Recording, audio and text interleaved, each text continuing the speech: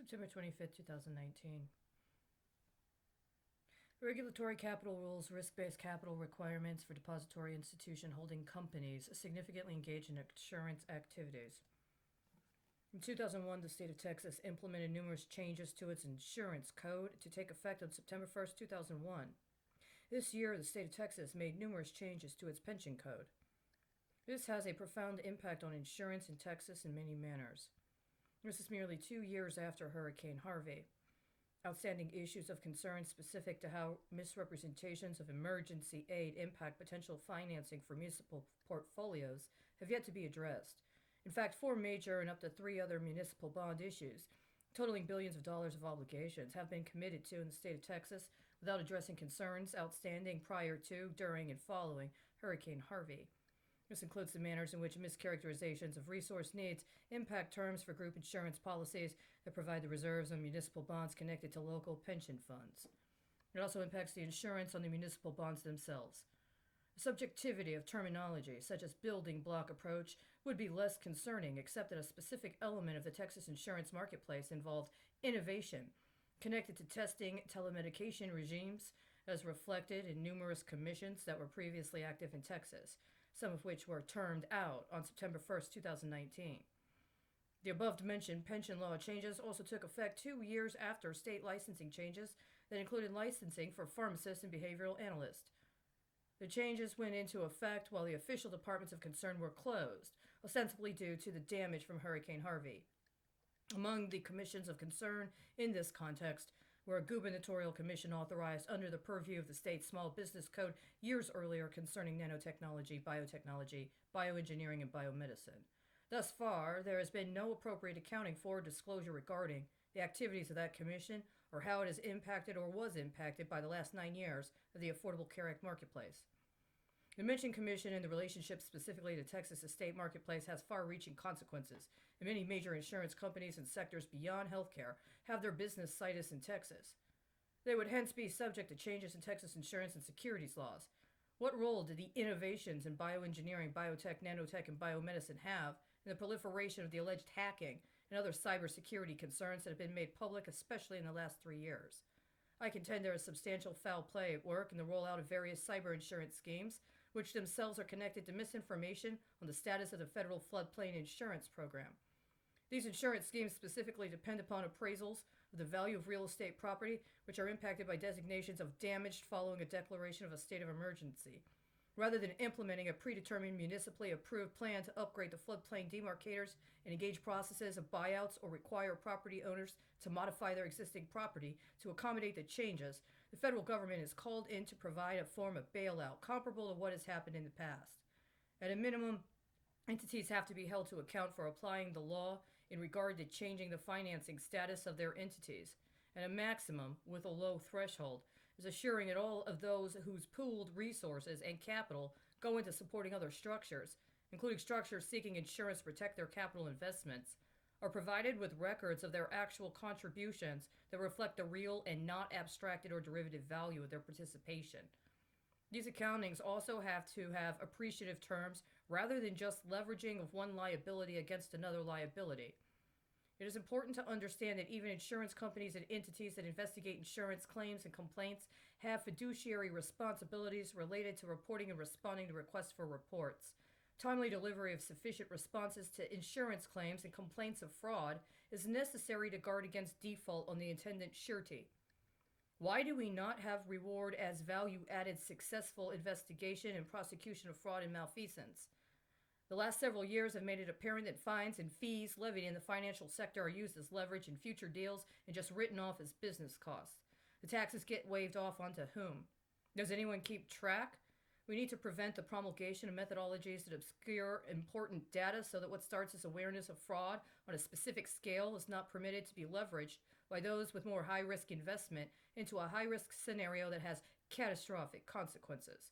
We should be beyond catastrophe and those who profit from it. We should have far less payout on insurance policies connected to high-risk sectors because we engage in appropriate preventative processes.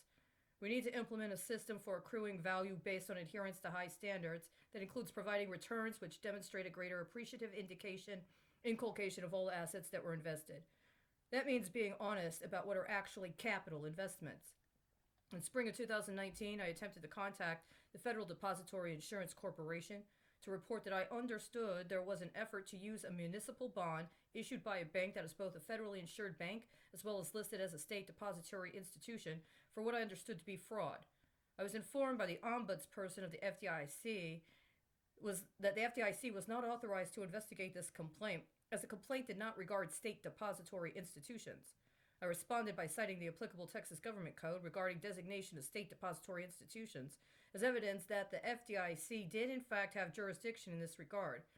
I received no assistance from the FDIC. However, on May 30th, 2019, the Wall Street Journal featured an editorial quoting a release of information from the FDIC using as an example payday loans when considering applicable reporting processes. This is alarming, not only because I was again intentionally misinformed by a federal institution about their jurisdiction to investigate reports of fraud, but the timing of the editorial and the references to payday loans leave open the possibility that the actual concern had to do with the use of overnight windows by the Federal Reserve and what could be considered appropriate repayment. At that time, there was in fact a pending public comment period regarding the Federal Reserve's overnight lending policies. Such finance is higher risk than ordinary business connected to a municipal bond issue.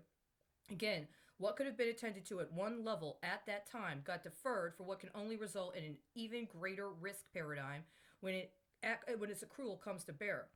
But without appropriate accounting for the original reporting, what then becomes of the original act of fraud?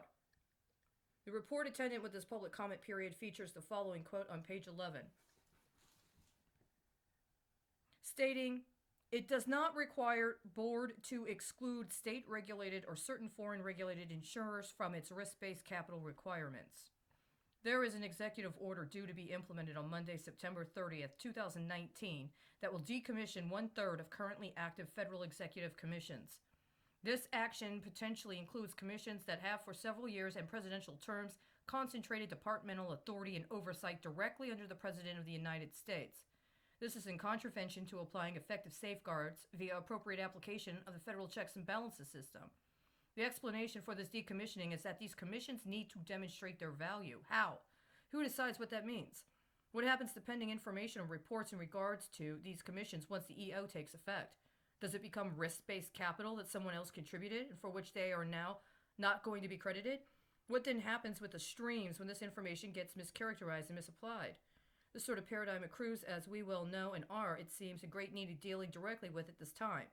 Had the situation with the Affordable Care Act been addressed via specific investigations or lawsuits that addressed the fraud and malfeasance attendant with its rollout, rather than torts or financial charges concerning pharmaceutical companies alone, we would be in a much more secure position right now when discussing, analyzing, and attempting to apply new insurance paradigms. By addressing and holding accountable breaches of patient privacy, theft, and other malfeasance connected to the delivery of services under various state marketplace schemes, we would have real leverage to work with moving forward. As I understand it, different state marketplaces had different schemes. In whose interest those schemes worked is the question at hand now.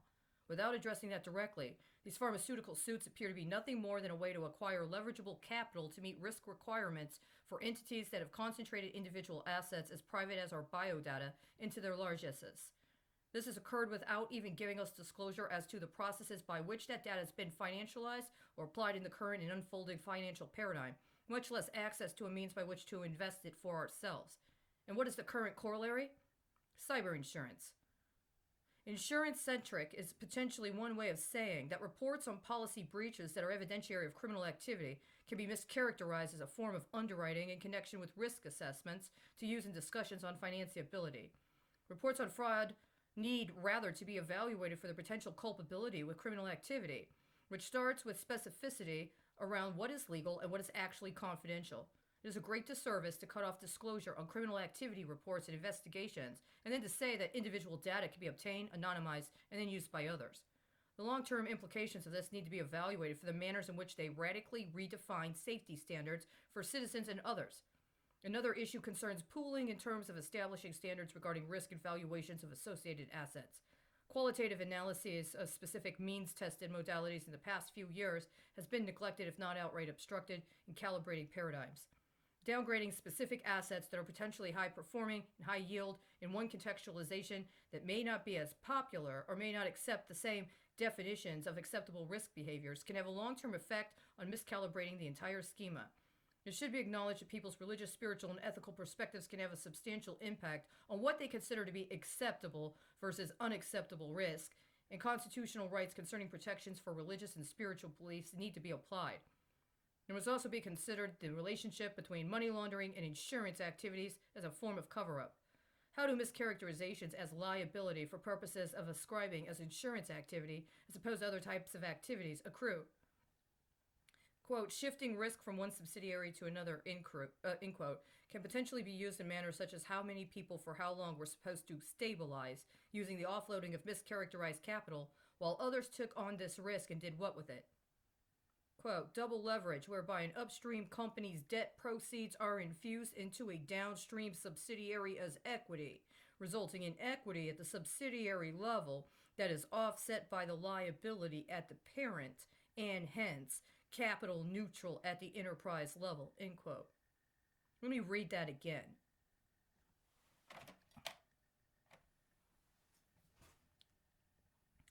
Double leverage, whereby an upstream company's debt proceeds are infused into a downstream subsidiary as equity, resulting in equity at the subsidiary level that is offset by the liability at the parent, and hence capital neutral at the enterprise level, end quote. Is this how it is that despite the fact that in accordance with mandates regarding more explication in reporting source of income via the Basel Convention, we have less specific reporting and rather appearance of derivative reportings that transfer capital and recharacterize it without actually acknowledging the processes by which these transfers have been accomplished? Whatever happened with the original TARP and TALF monies, including ones that were double leveraged to offload a bankruptcy for a major employer of U.S. workers to the U.S. government so that the federal government could become majority shareholders?